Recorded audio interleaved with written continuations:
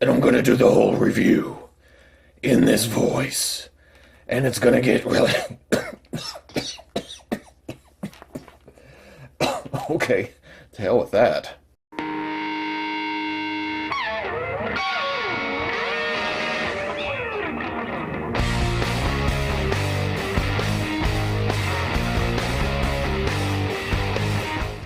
Okay, people, welcome back to another Fwoosh review. Tonight, let's take a look at Bandai's S.H. Figuarts Batman from The Dark Knight. Can you see my hands? Yep, I do that even when I'm not on camera. First off, let me get it out of the way. The angles may be kind of funky in this review. I got a new tripod. You guys should see it. It's pretty damn sweet. But the camera's on it, so I can't exactly show it to you. But this is one of those figures I was on the fence about. When they first started showing it at cons, it looked a little bit funky, a little bit cartoony. And the Joker that comes along with this is even worse. So I was not sure I was going to get it.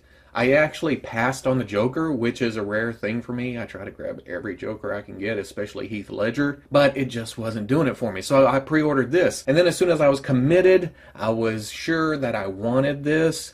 MAFEX comes along and shows pretty much the same version of this Batman. What it comes down to, I don't know how I'm going to feel once I get this out of the package. Now, I'm sure I'm going to like it. It looks good, but...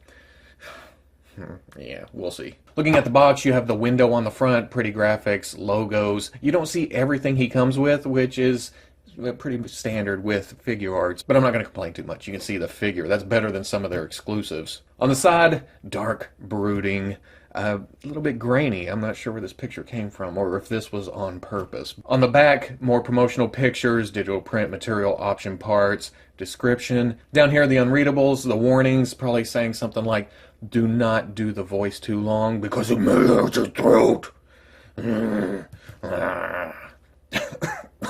Yeah, whatever. On the other side, another promotional picture, some hype, Batman logo. On top, same thing. On bottom, ooh, yeah, that caught me off guard. I hadn't actually looked at the bottom, but he's staring at my soul.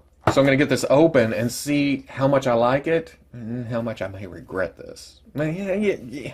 Again, that's just me popping off before I even get it out of the package. We'll see. And there we go, all out of the package. And I'm impressed. I love the sculpt on this thing. The articulation is suitable. It's a little bit fiddly in places, but I'm not going to complain too much about that. I think what's going to get me here is the size. It's not a deal breaker. I'll get to that. But talking about the sculpt, it's all nice and crisp. In The Dark Knight, he got a new uniform or costume or whatever you want to call it, where it would give him more movement, more pads, more room in between so he could crouch, he could turn his head. And I remember way back thinking that it looked like a bike helmet and it looked kind of weird, but when I actually saw the movie, yeah, it really worked for me. Getting to paint, there's not a lot here. Gold on the belt, silver highlights on that. For the costume, it's mostly matte black, but there is a little bit of metallic silver here and there. And I only say silver because it's a little bit metallic. It's more like they added some flakes to some of the parts for the matte black. It doesn't stand out at you as just straight on silver. Getting up to the head, the sculpt here is great. It's very brooding. It's very... kind of scary, actually. And then for the paint, there's the digital coloring, so there's a little bit to the lips. The eyes are nicely done on this head. Yeah, once again, I'll get to that. But on this head, which I do like better than the other head, it came out great, so it works out in my favor this time. But there is a slight cartoony to the whole thing. I mean, it's realistic, it looks like the movie, but I don't know, something about the pecs just overemphasized maybe. They made them a little bit too buff. They stick out a little bit too much. Granted, it's been a while since I've seen the movie. Maybe it was like this. Maybe they over-exaggerated Christian Bale's physique. I don't know. But on this, if you get in a side shot, it's really noticeable. But from the front, it's not that bad. The cape works really well for fabric, but it's not as bendy as I was hoping it would be. You have wires on the outer edges here that go all the way into the body, and then there's wires in the middle here, but they're not attached to the body, so it kind of free floats there. You have some manipulation. You can get it to bend, but it hangs. That's not a complaint. That actually works because you get some natural movement there. On the outer wires, it just doesn't seem to want to lay down all the way. I want some, you know, standing on rooftops kind of look, but it pops out. And they, don't get me wrong, they are bendy, but you got to really, really go at it to get them to curve up. It works. I just like neutral positions. I mean, it's going to stick out, take up some shelf space. And then another, again, it's not a complaint. I'm just pointing it out as kind of an annoyance. His arm blades right here, oh, those are sharp. Not sharp enough to, you know, slash your throat or anything, but whenever you're getting it around, it'll snag you. It's very snaggy. Watch out for those, especially when you're changing out the hands, because my usual way of changing out the hands is to grab it by the forearm and pull and then push back on. If you push too hard, you're going to puncture skin right there. Batman being a little bit dangerous, how can you complain about that? But be aware of that. Going over articulation, there's a dumbbell joint in the neck going up into the head, and then there's, I think, the same thing going from the neck down into the body. But the lower one is tight as hell, at least on mine. So you get a lot of manipulation up on top of the neck, but my complaint was he couldn't look up very much until that broke loose, and it's still really tight, but you can get him looking up like that. So it's free floating up top, not really loose. There's some tension there, but really easy to manipulate. And then I really got to work at the bottom one to get the head over, get back, get down. A lot of movement. There's a ball going into the body, and it kind of works like a butterfly joint. You can come forward, you can come back, you can go down, you can go up, and then that goes out to a hinge in the shoulder that you can work up, but you got to kind of get the shoulder pad into position. And that's what I meant by fiddly a little bit. The shoulder pad, it does pop off. It's just on a ball joint, on kind of a hinge in there, but you got to manipulate around it. There's a swivel at the bicep. There's a double elbow, but it only comes up to about right there. I had too much sculpt in there, not enough cutout. Swivel hinge swivel for the wrist, like most Figuarts. You can get hinged up and down. That's how I have it right now. Or you can swivel it, kind of manipulate it, and then you get side to side. There's a ball joint in the upper torso right below the pecs. It gets forward, it gets back, gets some side, and then a ball joint going down into the waist. So both of those together, you get not a bad range of movement. But if you go too far back here, you're going to get a big ass gap right there above the belt. Ball joint coming out, and that's on a hinge, so you can get a little bit of drop down. Allows for forward movement most of the way up. Back, pretty good. Out, really great. That's a good range of movement there. And then you can push that back up into the body. It's not the usual range of up and down, but it helps out, especially with that belt being there. You have a swivel at the thigh. I don't have a lot of movement there. It kind of just crashes. The left is better, actually. What's going on there? Maybe this one's just tight, but yeah, there is a swivel there. Double knee comes all the way up. Ball joint in the ankle. Not a lot of back, not a lot of forward, not a lot of rocker. If I were to be disappointed in one point, it would be that one. And then the toe joint comes up to about right there. For accessories, Batman comes with a lot of hands. He comes with a pair of fists. He comes with a set of relaxed or, well, open hands. He comes with a grip hand where the thumb and the fingers are attached together. He comes with almost a trigger hand, but it's only the trigger finger and thumb. The other fingers are closed. You can't get anything down through it. He comes with a more open hand. It grips all the way through, and it has a trigger finger. And then he has a full-on trigger finger hand. So many trigger fingers. And then as far as hands go, it just pops off. There is a little bit of tightness here compared to some of the other Figuarts I've gotten lately, but it's not as bad as those first ones, you know, that were really scary to pop on and off. And then for other accessories, he comes with the grapnel gun. It's a great little sculpt. In fact, in the movie, I didn't even know it was a double barrel top situation. Or maybe I never looked that close, or maybe I'm just one of those guys that are just,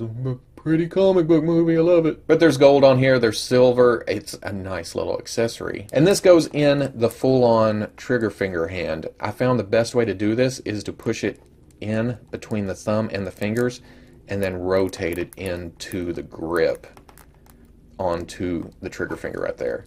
So works great. And if you want to store that on him without him actually holding it, it does come with a holster. And I've pulled this off because it just gets in the way whenever you're not actually using it. Just pop it back into the hole. I'm not sure if it's supposed to pop out, but it pops off for me. But as you can see, it hangs down. It kind of gets in the way. It rotates back, it rotates around. I just don't like it unless I'm using it for the grapnel gun. And that just pops right in there. It holds, it doesn't fall out, it looks good. It's just not meant for, you know, action poses. He comes with his sticky bomb rifle. I don't know if that's what it's called, but that's what I'm calling it. It shoots the goo that explodes. That's probably not right.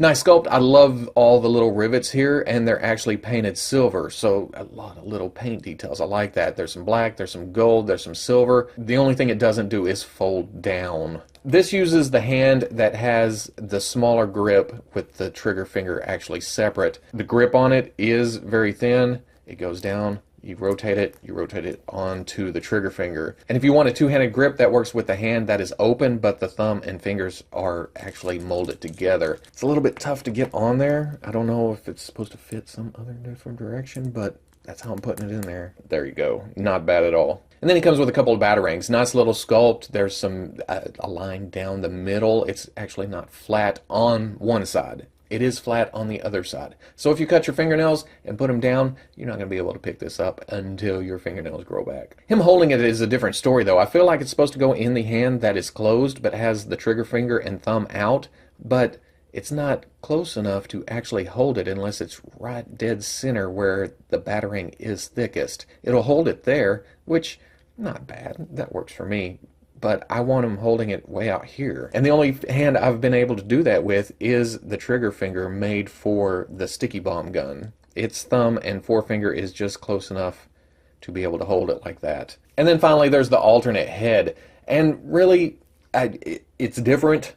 You can see that the teeth are kind of showing through the open mouth. It's not Batman-y to me. And plus on mine, the left eye is a little bit dirty, a little bit wonky. It just doesn't look right whenever you're looking straight on at it. And another thing, I don't know if they do this a lot, but there's a dumbbell joint actually in the alternate head. It's usually pull the head and the dumbbell is left in the neck. This time around, it pops on with the dumbbell out of the head. And it looks good, don't get me wrong. I just don't see myself using this a lot. For comparison, here he is with the Suicide Squad Harley Quinn. A good size here. Harley's short, Batman's supposed to be a little bit tall. The head sizes, a little bit funky. I'm almost afraid that this Dark Knight Batman is going to be a scale of its own.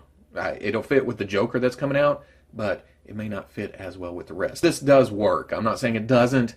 It's just the head's kind of throwing me off. The Figuarts Joker isn't out yet, and I don't have any other Figuarts DC figures that I can remember at the moment, but here he is with the MAFEX Suicide Squad Joker. You can see that the Joker is bigger. Figuarts is that smaller scale, MAFEX is slightly larger scale. They're not meant to go together. It's two different companies. But doing this comparison gives me a good idea, or at least hopefully a good idea, of what the MAFEX Batman is going to look like in the future, whenever it comes out next year. And then just for giggles, here he is with the old Mattel Dark Knight Joker. Now I did repaint the face on this a long time ago. I think the hair, but you can also see that it has that white dust buildup on the arms, and I'll get to that here in a second. But I like this size. If I do end up passing on the Figuarts Joker, it probably look pretty good just standing here with the Mattel Joker, just to have my good guy and bad guy. But to cut out of the review for a minute, I didn't want to make a whole other video for this. You can see the white here on the arm. It's definitely different from the rest of the body. When I first bought it, it was the same,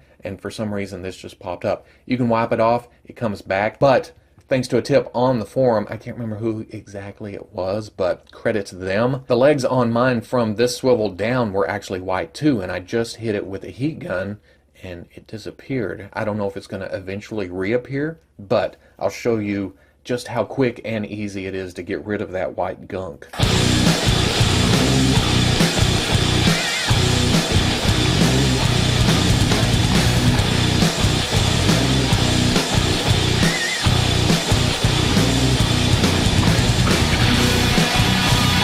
It's left a little bit shiny, but it's still way better than being just white. And that wasn't time-lapsed either. As soon as you hit it with the heat, it's gone. Maybe when it cools off a little bit, it'll go back to being that matte purple color, but I just wanted to show that while I had this figure out because it's been years since I've actually picked it up. Okay, I finished the review. The Joker sat for a while. I'm coming back, sticking this in at the end of that. As you can see, as it cooled down, the matte finish did come back, and it does match between the two. There is a little bit of shiny on this side. I think it's still cooling off, but this side, it is evening out. It does look good. So at the end of the day, I'm happy with this.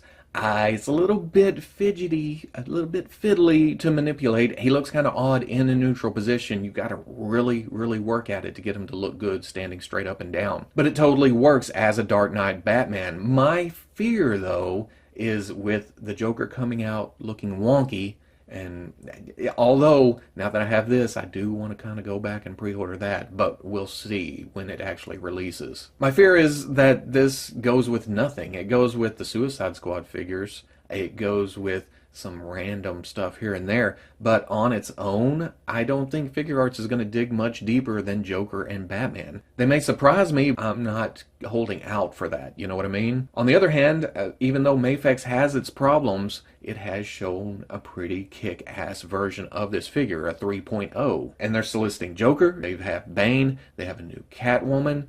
I wouldn't be surprised if they go for Scarecrow at some point. They have a larger cast. Those figures won't fit with this, as shown with the Suicide Squad Joker. So I'm all in on the MAFEX, and there is a hint of regret for getting this, since it's a standalone piece. But if you're a Figuarts person, you don't care for MAFEX at all, buy this. It does kick ass. It's just, in my head, I feel like I need a whole cast. I need at least the good guy and the bad guy. I need more figures to go along with it to justify getting it or giving it shelf space. That's how I think whenever I pick up a figure. Nothing wrong with that. Everybody collects different. If you want a good Figuarts Dark Knight Batman, this is it. I'm not saying this won't go on the shelf. This will go on the shelf, and then we'll compare it to the MAFEX when it comes out next year, whenever it actually hits. I dig the figure, but in the overall scheme of things, it may not work out. You know, like Darth Vader or Wolverine or Deadpool. You think you have the final version, and then another one comes along, and we'll see. So if you like the review, comment, like, subscribe, and I'll catch you on the Fwoosh.